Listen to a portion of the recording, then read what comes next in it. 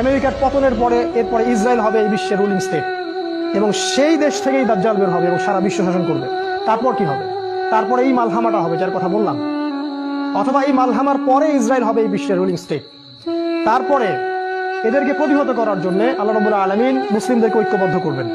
প্রত্যেকটা দেশ, প্রত্যেকটা গ্রাম, প্রতিটা জায়গায় যারা ইমানদার যুবক থাকবে, যুবকদের কথা এই জন্য বলছি তার কারণ তাদের হায়াত থাকবে ইনশাআল্লাহ, আল্লাহ চাইলে। ইমানদার ইমানদীপ্ত যুবকরা ঐক্যবদ্ধ হবে ইনশাআল্লাহ আগামী দিনগুলোতে। কার নেতৃত্ব হবে, কিভাবে হবে আমি জানি না, আমি এতটুকু জানি তারা হবে।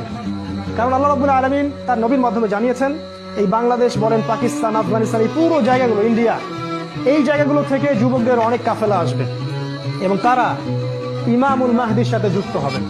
আর ইমামুল মাহদিকে আল্লাহ রাব্বুল আলামিন এই উম্মার ত্রাণকর্তা হিসেবে বের করবেন, যার হাতে মুসলিমরা বায়াত করবে এবং তিনি মুসলিমদেরকে সাথে নিয়ে এদের বিরুদ্ধে যুদ্ধ করবে।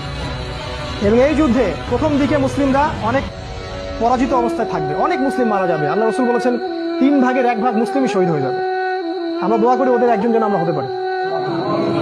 1 ভাগ মুসলিম যুদ্ধের ময়দান থেকে পালাই যাবে। নবীজি বলেছেন এদেরকে আল্লাহ কখনো মাফ করবেন না, আমরা ওদের অন্তর্ভুক্ত হতে চাই না।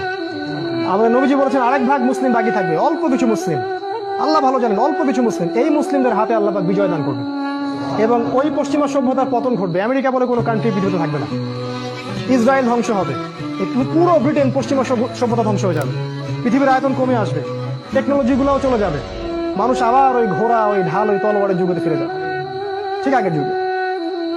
এরা যতই বলো ভিশন 2050 ইত্যাদি ইত্যাদি, এগুলোতে কান দিবেন না। এরা হচ্ছে সব অন্ধ মানুষ, অন্ধ। এদের কাছে কোরআন সুন্নাহর জ্ঞান নাই, আমাদের কাছে চূড়ান্ত জ্ঞান আছে।